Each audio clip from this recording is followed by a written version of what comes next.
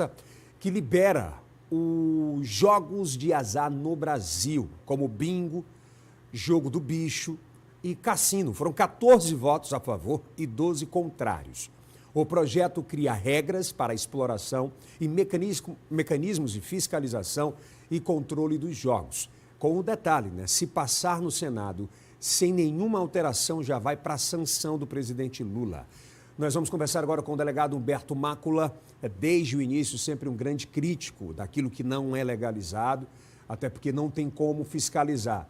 Começam a se equilibrar as coisas no país em relação a esses jogos de azar, jogo de tigrinho, entre outros jogos, delegado. Bom dia. Bom dia, Eldson. Mais uma vez, um prazer estar aqui.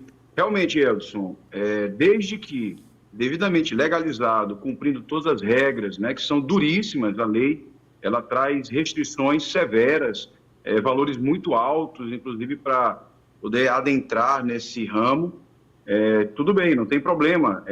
A empresa precisa estar legalizada, a empresa precisa estar sediada no Brasil, precisa responder às regras aqui do jogo do Brasil para você poder ter um pouco mais de equilíbrio, como você colocou, entre aquele que joga e a própria empresa que presta o serviço. Se você observar a lei, até o imposto revertido para empresas que vão cuidar desses apostadores está previsto na lei. Inclusive, o apoio a apostadores que sofrem de vício nesse tipo de atividade. Então, dessa forma, com a lei restringindo, trazendo uma regulamentação, aí a polícia, a autoridade pública e toda a sociedade ganham.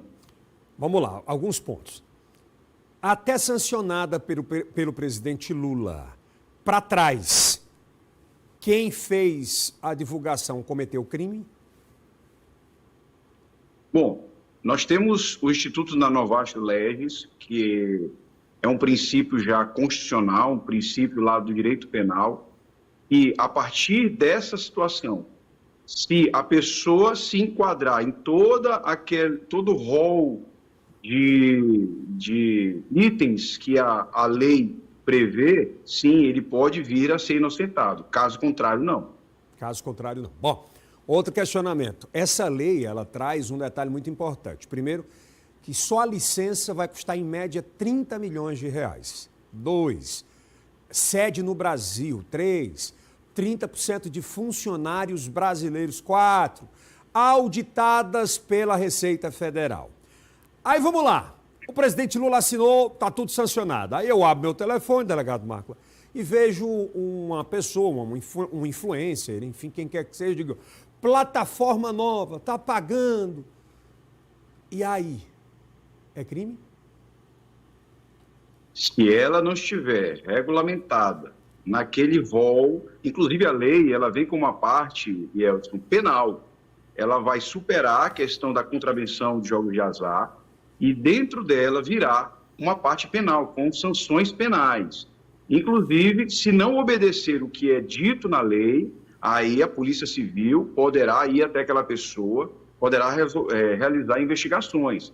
Mas, se não estiver nessa restrição, como são várias, como a questão do pagamento ao Ministério da Fazenda de 10 milhões, de 20 milhões, e tem uma gradação para cada tipo de jogo que será exercido, desde cassino até jogo do bicho. Se não tiver o reporte trimestral, bimestral, até para o Ministério da Fazenda também, da licitude do que está sendo jogado, o repasse desse tributo. Se você não tiver comprovação de um local, existirão locais fixos que só poderão criar empresas de jogos naqueles locais, mesmo na questão da internet, os jogos eles precisarão passar por toda uma auditoria, por toda uma fiscalização e o pagamento de imposto, que é um imposto bem severo, um imposto bem relevante. Delegado, então, se essa pessoa que está divulgando esses jogos de azar na internet estiver seguindo esse critério, sim. Se não estiver seguindo todos os critérios, ela estará ilegal e irregular. Olha, eu vejo da seguinte forma, não sei se o senhor concorda. Em outras situações, em outros tempos no Brasil, algumas coisas eram ilegais e se tornaram legais depois de uma legislação. Da mesma forma, vai acontecer com essa questão dos jogos de azar. E isso vai trazer à tona um verdadeiro funil. O senhor acredita que vão ficar no mercado realmente as grandes que se comprometem em fazer entrega, em ter transparência, e aquelas que pensam apenas em lesar quem joga, lesar o jogador, elas sairão do mercado? Sim, sem dúvida nenhuma, Eldson.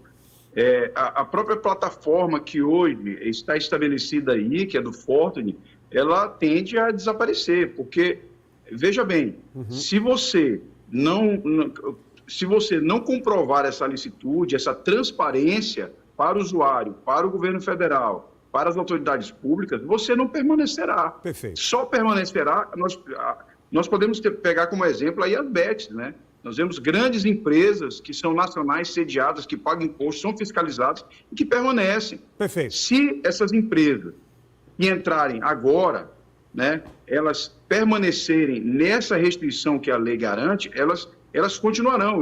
E exatamente o que você falou, as grandes, as empresas que oferecerão uma credibilidade para todos, não só para o usuário, mas para o governo, para a autoridade pública, ela vai permanecer. Obrigado, delegado, pela participação aqui com a gente, mais uma vez, pelas informações, tá? É Break News aqui no Bom Dia.